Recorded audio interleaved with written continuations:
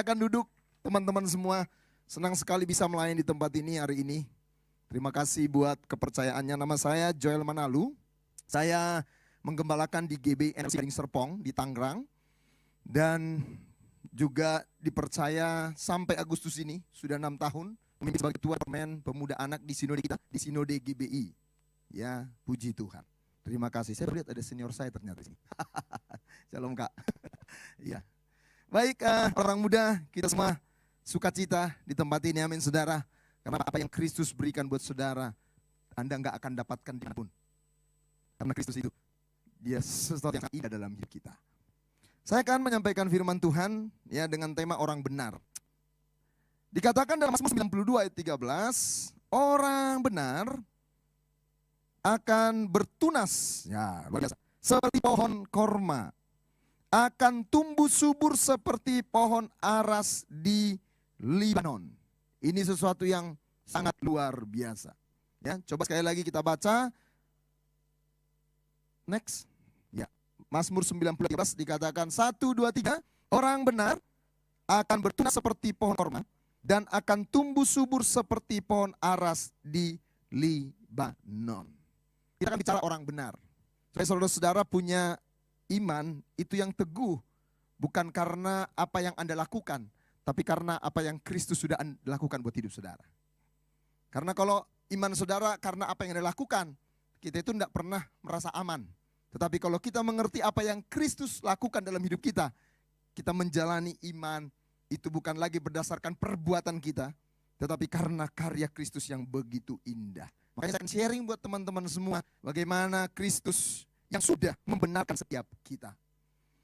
Teman-teman semua, manusia pertama di Taman Eden yaitu Adam dan Hawa, mereka memiliki semua yang kita cari hari-hari ini. Mereka punya kebahagiaan, Tuhan menyediakan semua yang mereka butuhkan, mereka punya kasih bahkan dari Bapa Surgawi, mereka diterima. Makanya mereka bisa telanjang ini bukan cuma fisik, mereka terbuka. Karena ada banyak orang pakai topeng, karena apa? Mereka takut ditolak kalau ketahuan identitasnya. Mereka takut gak dihargai kalau ketahuan statusnya, sehingga banyak orang juga gereja pakai topeng. Makanya ada lagu dunia, buka dulu topengmu. Ya, jangan pakai topeng. Tetapi itulah kita, manusia berdosa. Semenjak manusia jatuh dalam dosa, semua ini menjadi pencarian kita semua. Kenapa kita kerja? Saya mau kerja, saya bahagia, saya bisa healing. Setelah healing, hilang gitu kan, ya kan? Udah healing, hilang capeknya. Ya, tapi apa? Hilang juga duitnya, kan begitu ya. Kemudian orang merasa ingin dikasihi, orang ingin diterima. Nah, saya akan menunjukkan kepada teman-teman semua bagaimana orang bisa membenarkan dirinya dan dia tidak akan pernah aman karena pembenaran yang dibangun oleh manusia. Dan Lukas 18 ayat 9-10 dikatakan demikian. Dan kepada beberapa orang yang menganggap dirinya benar. Yang menganggap dirinya benar. Dan memandang rendah semua orang lain. Teman-teman, biasanya kalau kita merasa diri kita benar, kita itu gampang menghakimi orang. Ya, kenapa banyak orang bisa menghakimi orang lain? Karena apa? Dia menganggap dirinya benar. Dan sebagai manusia yang jatuh dalam dosa, kita selalu berusaha mencari pembenaran diri. Anda kerja kaya supaya orang lihat, itu pembenaran Anda. Anda punya apa?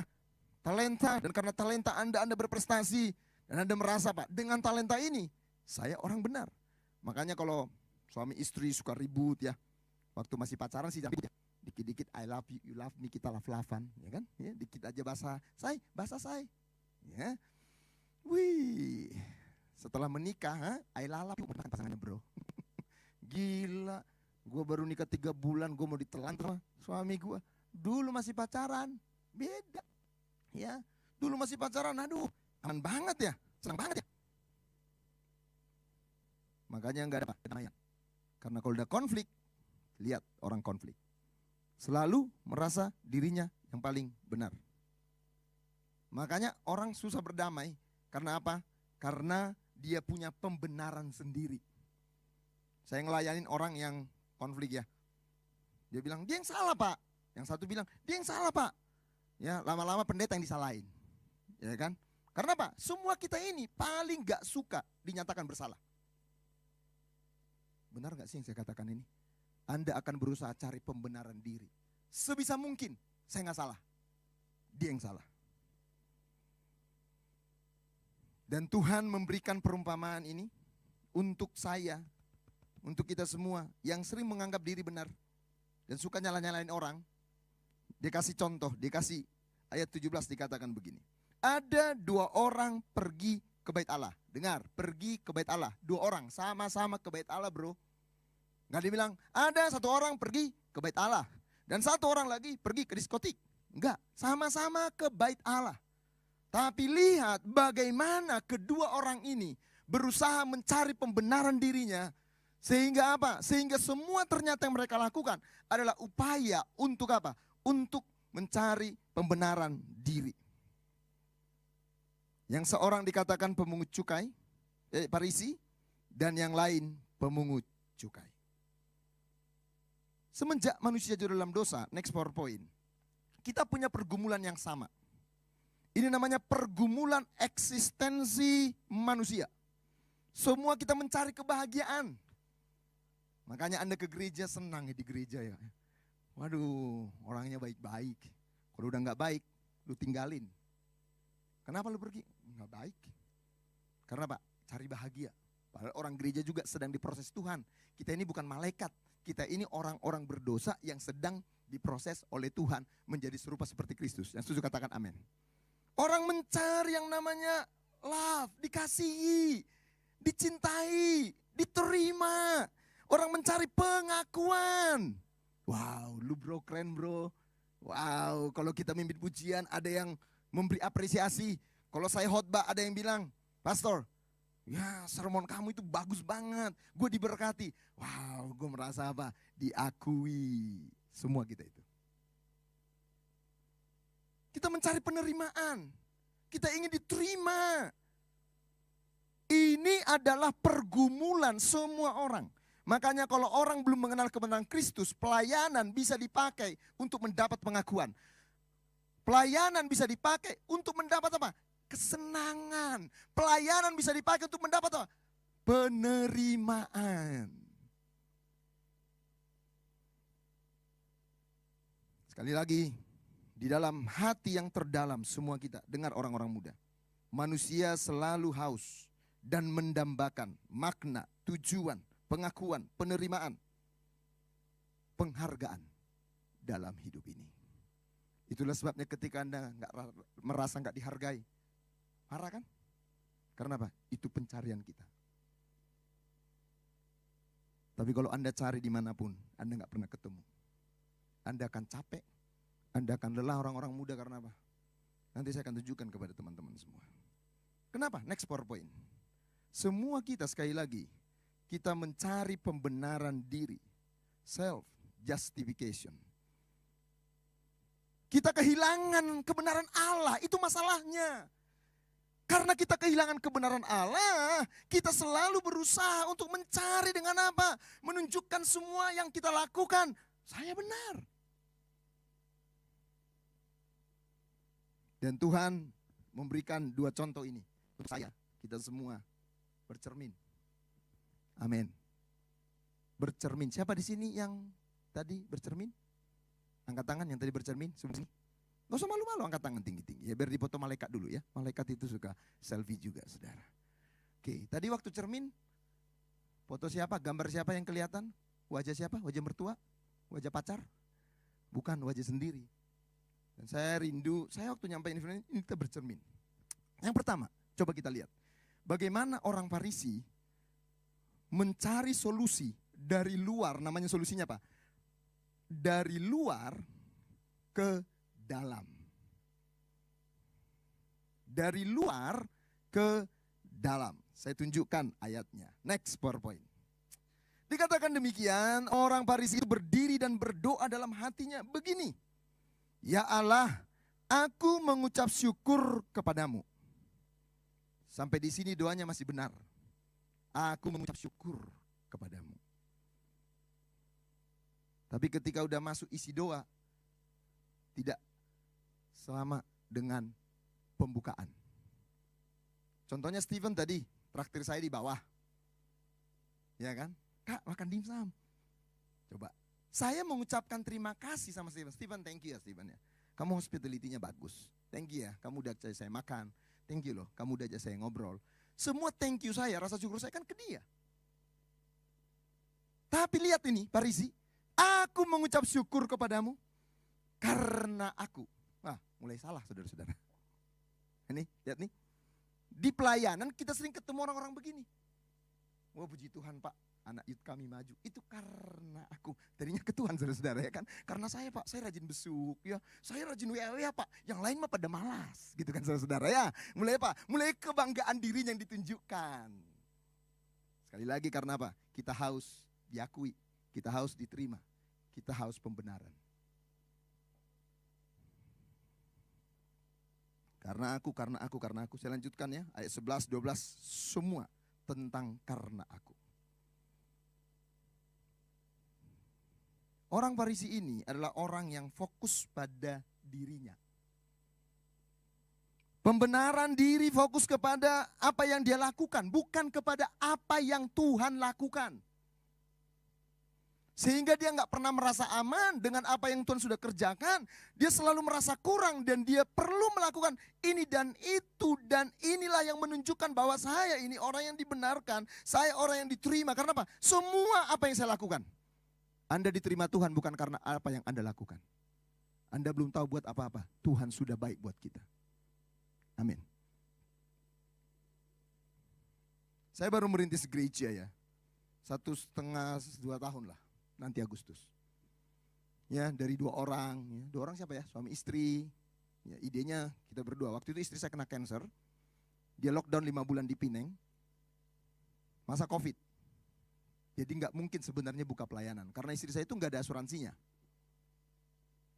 Jadi bayarnya itu apa? Biaya mandiri. Sudah pelayanan lockdown. Jadi benar-benar apa? Melihat anugerah Tuhan. Terus buka perintisan. Dari 2, 5, 7, sekarang jadi 100, 120. Kalau saya tidak bertobat, dan saya bisa menjadi seperti Farisi ini. Tuhan makasih ya, untuk penggembalaan ini. Oh karena aku dulu setia. Dulu saya 21 tahun setia di gereja lama kan. Wah, brother, pastor, pelayananmu maju. Oh iya dong. Itu anugerah bro. Kan biasa gitu kan, ngomongnya anugerah kan. Tapi ya saya setia loh bro, 21 tahun. Ya gue dari tukang cuci WC, sampai jadi WL, sampai pemusik, sampai jadi wakil gembala. Gue setia, gue terus, kapan Tuhannya? Coba. Apakah Tuhan melakukan itu karena saya? Bukan, itu karena anugerah Tuhan. Jadi kalau engkau sekarang diberkati Tuhan, berprestasi, itu bukan karena kau lulusan luar negeri. Ya betul kau kuliah di luar negeri. Tapi kalau bukan Tuhan yang memberkati engkau, gak mungkin. Ya, sehingga apa? Kita ini tetap mengingat, wow ini anugerah. Dia fokus kepada apa yang dia lakukan. Ada yang bilang kamu harus melayani dengan setia. Supaya Tuhan mengasihi kamu. Dengar. Kamu belum tahu melayani Tuhan. Dia sudah terlebih dahulu melayani engkau. Sehingga ketika engkau melayani bukan untuk supaya Tuhan setia. Bukan. Justru karena Tuhan sudah setia. Justru karena Tuhan sudah baik. Sehingga kita bisa melayani Tuhan. Amin. Itu anugerahnya.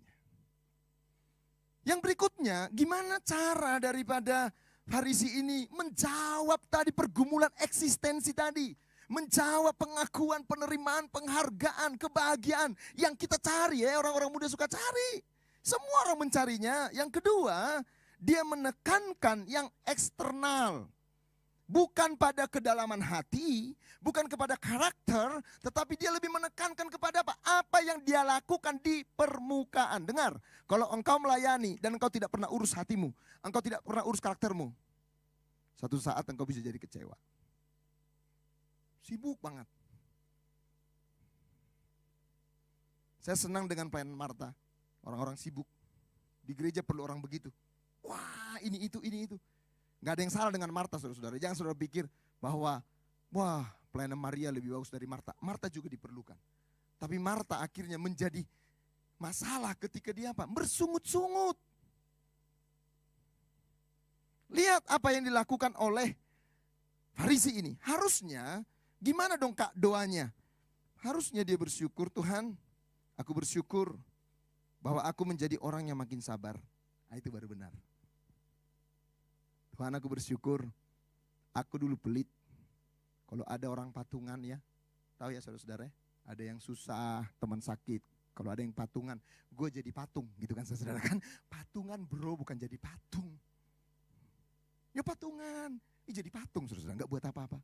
Tapi aku bersyukur sekarang aku bisa belajar jadi orang yang murah hati. Lebih mengarah kepada hal-hal yang batiniah. Bukan apa yang dilakukan. Karena apa yang Anda lakukan belum tentu karena Anda mengerti. Saya melakukan belum tentu karena apa? Hati saya. Makanya kadang-kadang apa? Orang itu bisa di mulut dan di hatinya beda. Bro, keren banget tuh sepatu. Bagus ya. Tapi dalam hatinya kayaknya mangga dua ya bro ya. Gitu coba saudara. Ya, muji tapi apa? Hati. Karena firman Tuhan berkata hati kita itu dalam banget. Dan hati kita itu begitu apa? Licik. Hati kita itu begitu licik. Ya, saat nyembah Tuhan, hati kita bisa gini, lihat lo, orang liatin kamu lo, suaramu bagus lo. Saat saya khotbah, lihat lo, hati itu bisa apa?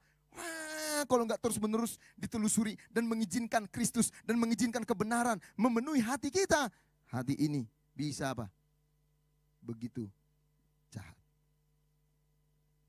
Harusnya dia bersuka cita Tuhan, bahwa aku sekarang bisa mengampuni walaupun aku disakiti.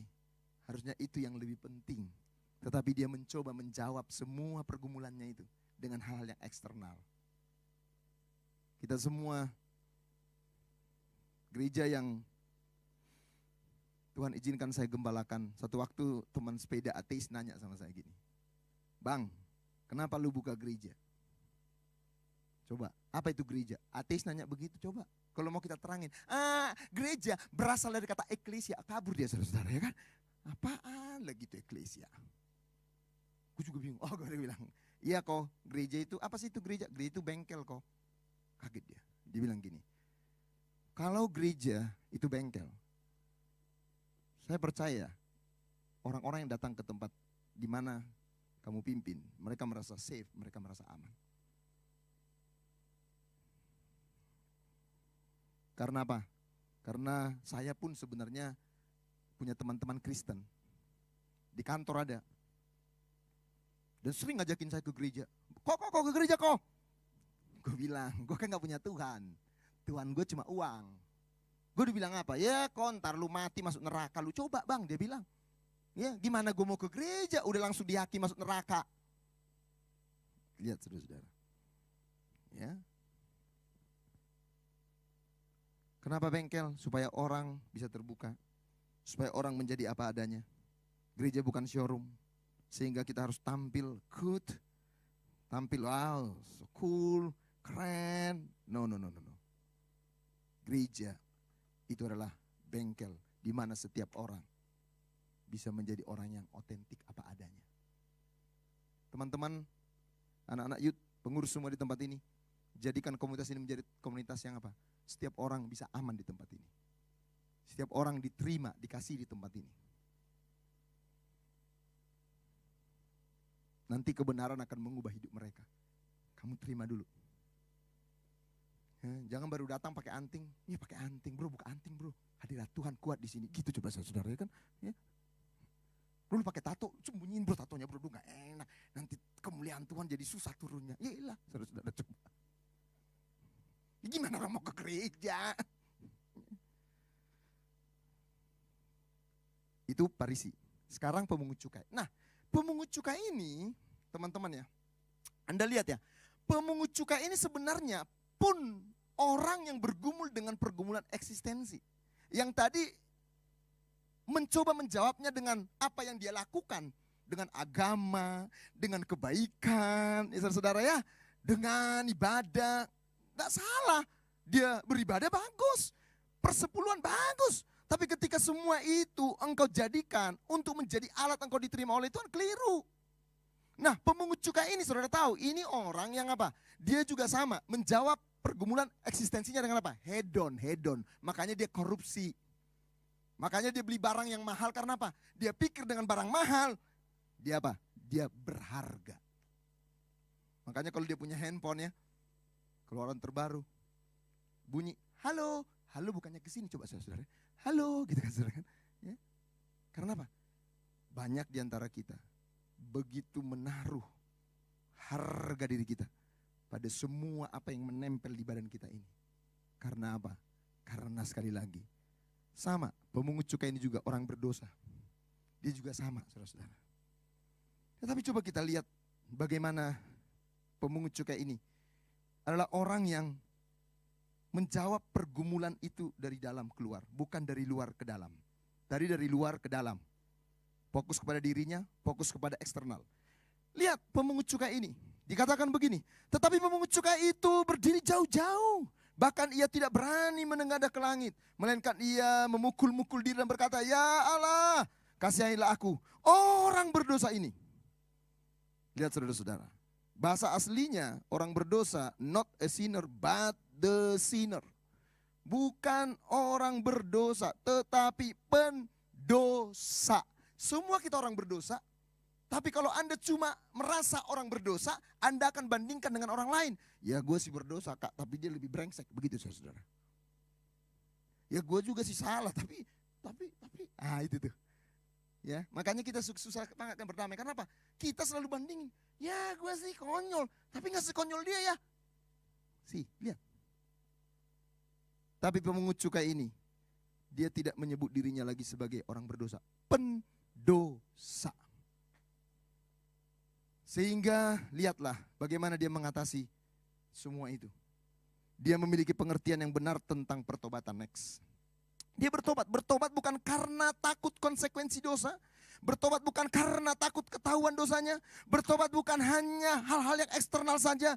Tetapi bertobat dan dia benar-benar berduka. Karena dia sadari bahwa dia adalah orang yang berdosa. Seorang pendosa. Sehingga dia tahu dia membutuhkan anugerah Tuhan dalam hidupnya. Kalau ini ada pada kita, kita gampang bertobat. Dan bertobat itu bukan cuma dulu waktu baru dibaptis. Setiap hari kita harus hidup dalam pertobatan.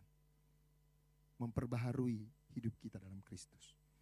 Dia memiliki cara pandang yang baru akan pembenaran dan pengakuan. Dia tahu bahwa dia benar bukan karena apa yang dia lakukan, tapi dia menyadari apa yang Kristus lakukan. Dari mana kita tahu? Lukas 18 ayat 13 dikatakan begini, tetapi pemungut cukai itu berdiri jauh-jauh, bahkan ia tidak berani menengadah ke langit, melainkan ia memukul dirinya, berkata, ya Allah, kasihanilah aku, be merciful. Orang berdosa ini, saudara lihat, kasihanilah aku, orang berdosa ini. Next, saya akan kasih tahu buat teman-teman semua. Agak teologis, tapi perlu buat Anda. Perhatikan. Di bait Allahnya orang Israel, ya di gerejanya orang Israel, itu ada 3 tempat. Yang pertama halaman, ruang kudus, ruang maha kudus. Ini ada tirai yang memisahkan antara ruang maha kudus dan ruang kudus. Dan di ruang maha kudus ada namanya tabut perjanjian. Yang di dalam tabut perjanjian ini ada 3. Tongkat Harun yang berbunga, itu mengingatkan bangsa Israel yang suka memberontak kepada pemimpin. Mana, itu mengingatkan bangsa Israel dipelihara Tuhan tapi suka bersungut-sungut. Yang ketiga, hukum Taurat, di mana mereka justru pelanggar hukum. Jadi semua ada di sini. Dan imam besar, dia akan masuk ke tempat ini sekali setahun. Dan harus hidup dalam apa? Kekudusan. Tidak bisa ada cacatnya. Ada cacat, dia masuk. Wa inna ilai, Rolling Stone, saudara-saudara ya. Langsung Rolling Stone. Makanya ditaruh lonceng di kakinya. Ditaruh tali. Kalau enggak bunyi loncengnya, udah mati. Enggak bisa, Stephen ya, saya, teman-teman, ayo, imam besarnya mati loh di dalam loh, ayo, masuk. Modar semua, mati KB. Makanya ditarik. Dan imam besar untuk nyampe ke tempat ini, setiap langkah dia harus mencipratkan, ya. Dia harus apa? Membuang darah anak domba. Dan dia langkah. Dicipratin lagi. Terus sampai di depan tabut ini. Dan dia taruh darah itu di situ. Makanya disebut tabut perjanjian ini.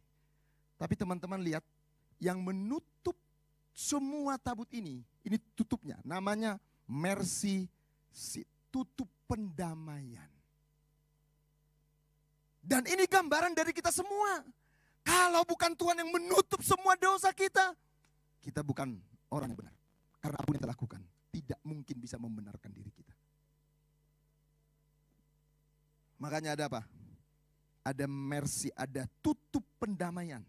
Sehingga apa? Sehingga kita ini, dosa kita ditutup oleh karya Kristus yang sempurna. Amin, anak-anak muda. Sehingga ketika Kristus Allah melihat kita, dia melihat Kristus yang sudah menutup kita tadinya berdosa. Tapi Allah yang tidak berdosa dijadikan dosa supaya kebenarannya diimputasikan, dimasukkan dalam diri kita. Sehingga Anda benar. Karena apa yang Kristus lakukan di kayu salib. Next point. Karena itulah dikatakan, itulah sebabnya. Maka dalam segala hal ia harus disamakan dengan saudara-saudaranya.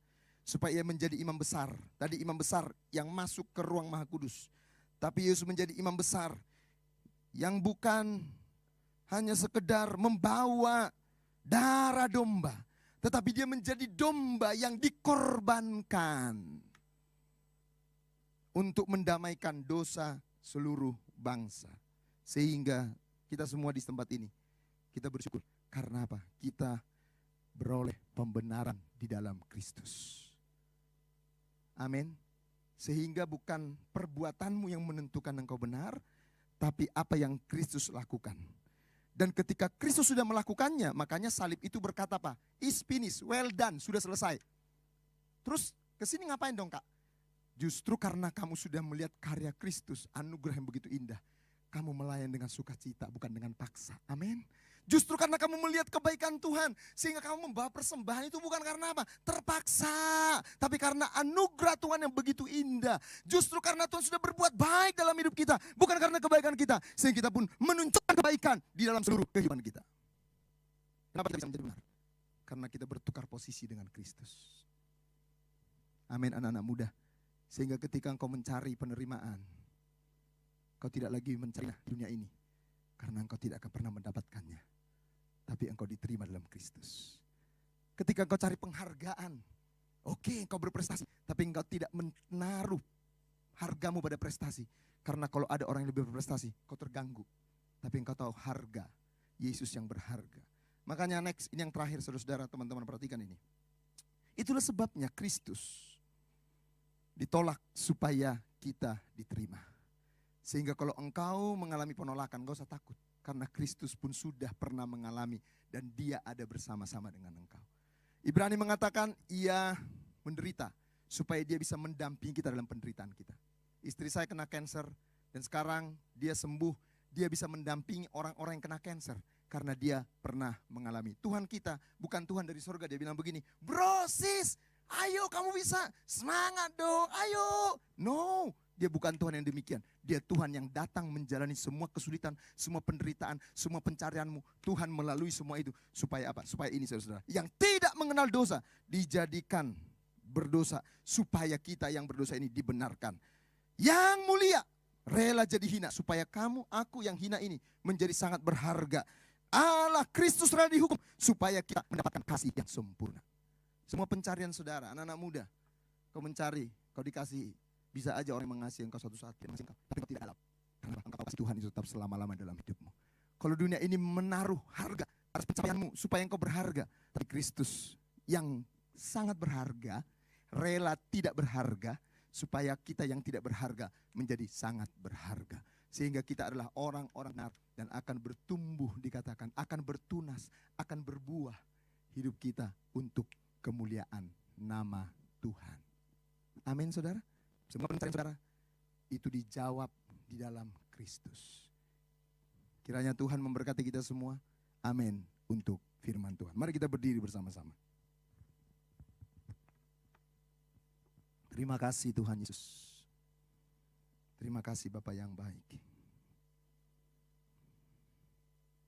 Haleluya, haleluya. Bapa, kami bersyukur buat firman-Mu yang kami dengar sore hari ini. Kami tahu bahwa Engkau Tuhan yang bekerja dalam hidup kami. semua pergumulan universal kami, semua pencarian kami akan rasa berharga, diterima, dicintai, kebahagiaan. Kami tidak akan pernah dapatkan di dunia ini. Karena dunia ini sangat fana dan sementara. Tetapi kami tahu bahwa kami menemukannya di dalam Kristus. Karena Kristuslah yang sanggup mendatangkan semua itu di dalam kehidupan kami. Bukan karena kami, tapi karena anugerah-Mu yang begitu indah dalam hidup kami. Hamba mau berdoa untuk orang-orang muda di tempat ini. Mungkin mereka sedang bergumul karena mereka ditolak, mereka tidak dicintai dan mereka hancur. Tetapi mereka tahu Kristus menerima mereka. Sehingga hari ini Tuhan memulihkan mereka. Mereka sering Tuhan merasa tidak berharga karena dosa, karena diikat oleh berbagai bahaya ikatan. Tetapi hari ini kami tahu Kristus yang sangat berharga rela menjadi tidak berharga. Supaya kami yang tidak berharga ini menjadi sangat-sangat berharga. Kami sering ditolak Tuhan. Kami sering capek dengan pengakuan. Kami berpikir dengan kami punya ini dan punya itu kami diakui. Dengan kami bisa melayani, kami sering mencarinya menjadi pengakuan. Tapi kami tahu, bahkan sebelum kami bisa melakukan semua itu, Engkau mengasihi kami apa adanya. Wow. Betapa Kristus itu menjadi sangat indah dalam hidup kami. Kristus bukan hanya sekedar sejarah, histori, tapi Kristus menjadi kehidupan kami. Engkau yang berkata, "Ku datang membawa hidup, memberi hidup dan kelimpahan." Hanya di dalam Engkau kami akan menjadi puas dan cukup. Dan kami belajar hari ini dari pemungut cukai ini. Dia tahu bahwa karena apa yang Kristus lakukan, Engkau menutup semua dosa kami. Sehingga kami diperdamaikan dengan Bapa. Kami bersyukur. Sehingga kami bisa melayani bukan karena kekuatan kami, bukan untuk mendapatkan kasih-Mu. Justru karena kami sudah mendapatkannya dari Kristus. Itulah yang memampukan kami melayani Tuhan. Berkati anak-anak-Mu di tempat ini, supaya kami teguh dalam iman. Supaya di tengah dunia yang penuh kebohongan, hoax, di tengah-tengah dunia yang penuh dengan tipu daya, kami ditenangkan karena kebenaran-Mu menjadi bagian dalam hidup kami. Terima kasih Tuhan Yesus. Dalam nama Yesus kami berdoa dan diberkati, sama-sama katakan amin. Mari kita berikan tepuk tangan buat Tuhan kita.